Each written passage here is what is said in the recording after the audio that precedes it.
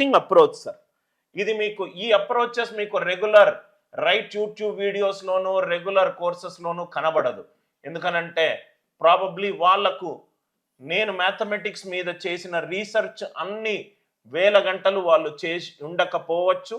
నేను చదివిన international books కూడా వాళ్ళు రెఫర్ చేసి ఉండకపోవచ్చు. నవ్వు ఇక్కడ చూడండి sir, listen carefully.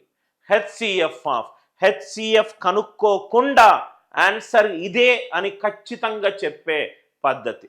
HCF of 420, 1782. నవ్వు ఇక్కడ చూడండి సార్, చాలా లాజికల్గా ఆలోచిద్దాం. క్వశ్చన్ చూడంగానే 4 ఎగిరిపోయింది సార్. ఎందుకు సార్ 4 తీసేశారు సార్? ఆన్సర్ గనక గాసాబాలో 4 తోటి డివైడ్ అవుతే ఇన్పుట్లో ఉన్న అన్ని నంబర్లు 4 తోటి డివైడ్ అవ్వాలి. ఒక నంబర్ 4 తోటి డివైడ్ అవ్వాలి అని అంటే 4 యొక్క భాజనీయత సూత్రం ఏంటంటే చిట్ట చివరి 2 సంఖ్యలు 4 తోటి డివైడ్ అవ్వాలి. 20 4 తోటి డివైడ్ అవుతుంది. 82 4 తోటి డివైడ్ కావట్లేదు. ఆన్సర్ ఖచ్చితంగా 4 అనేది తప్పు.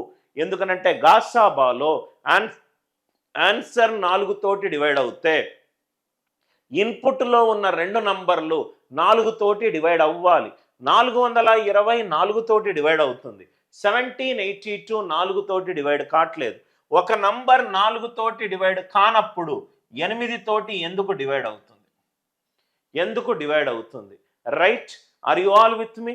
ఒక నంబర్ 4 తోటే డివైడ్ కావట్లేదు. 8 పుట్టిందే 4 నుంచి.